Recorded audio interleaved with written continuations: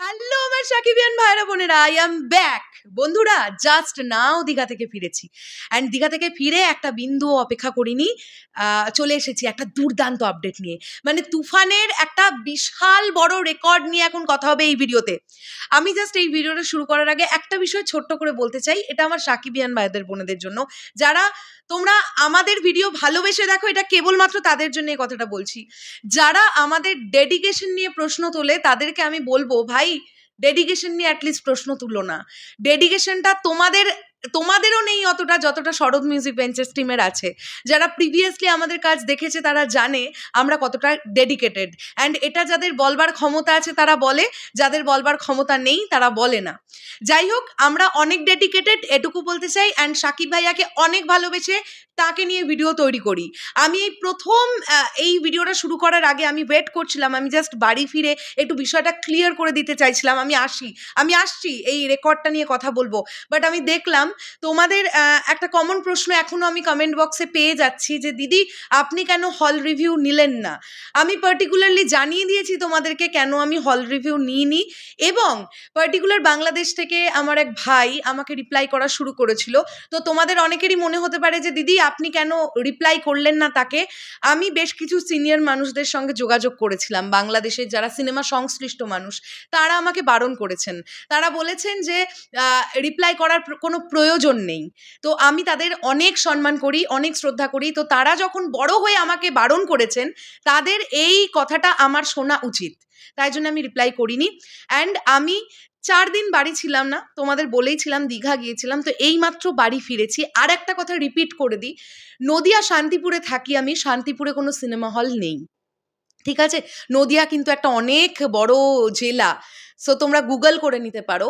এর পরবর্তীতে যদি পসিবল হয়, যদি কলকাতাতে তুফান আমি দেখি যে রেসপন্স ভালো কোনো হলের আমি দেখতে পাচ্ছি, আমি ডেফিনেটলি পাবলিক রিয়াকশন নিতে যাব, তোমাদের কথা দিলাম। এবারে চলে আসি তুফানের বিগেস্ট রেকর্ড নিয়ে কথা হবে এখন এই ভিডিওতে। বন্ধুরা, আমি তোমাদেরকে আগে একটা পোস্ট পড়ে শোনাই, যে পোস্টটি করেছেন প্রণব কাপাডিয়া, এবং এই পোস্টটি শেয়ার করেছেন এই ছবির প্রযোজক, মানে তুফান সিনেমার প্রযোজক শাহরিয়ার শাকিল। এখানে কি লেখা আছে? A new era in Bangladeshi cinema has begun. Toofan breaks records and becomes highest grossing Bangladeshi film ever in UK. আরেকবার এই লাইনটা পড়ি, Toofan breaks records and becomes highest grossing Bangladeshi film ever in UK. বন্ধুরা, এইটা আমি তোমাদেরকে এইটুকুনি ইংরেজিতে পড়ে শোনালাম। এবারে আমি পুরো পোস্টটা তোমাদেরকে বাংলাতে পড়ে শোনাবো, যে এক্স্যাক্টলি কি লেখা আছে এই পোস্টটার মধ্যে। চলো, তাহলে আমরা বুঝতে পেরে যাব যে তুফানের রেকর্ডটা ঠিক কী রেকর্ড। বাংলাদেশি সিনেমার নতুন যুগ শুরু হয়েছে। তুফান রেকর্ড ভেঙেছে এবং যুক্তরাজ্যের সর্বকালের সবচেয়ে বেশি আয়কারী বাংলাদেশি সিনেমা হয়ে উঠেছে। মুভি গোর্স এন্টারটেনমেন্ট লিমিটেডের প্রযোজনায় বিদেশে মুক্তি পেয়েছে, এখন সিনেমা হলে চলছে, মিস করবেন না, এখনই আপনারা টিকিট কিনুন। তুফান সিনেমায় অভিনয় করেছেন শাকিব খান, মিমি চক্রবর্তী, মাসুমা রহমান, নাবিলা এবং চঞ্চল চৌধুরী। প্রযোজনা করেছেন, এখানে আমরা দেখতে পাচ্ছি প্রযোজকদের নাম, যোগেশ্বর নাভারে নিয়তি, নাগর শেঠ কায়রাম বালা, আয়ার জো মির্জা, সারাংশ চাঁদক সুন্দরী, রামামূর্তি, বিজয় আহুজা। আচ্ছা, এগুলো সমস্ত হ্যাশট্যাগে আছে, আমি বুঝতেই পারলাম, লাস্ট যে নামগুলো আমি বেসিক্যালি পড়লাম। তো এটা হচ্ছে তুফানের বিগেস্ট রেকর্ড। বন্ধুরা, ইউকেতে সর্বকালীন শ্রেষ্ঠ সিনেমা, ইউকেতে সর্বকালীন বাংলাদেশির শ্রেষ্ঠ সিনেমা আয়কারী হিসেবে নাম উঠে গেল তুফানের। তার মানে আমরা বুঝতে পারছি যে যুক্তরাজ্যের মানুষও কিভাবে তুফানকে আপন করে নিয়েছে।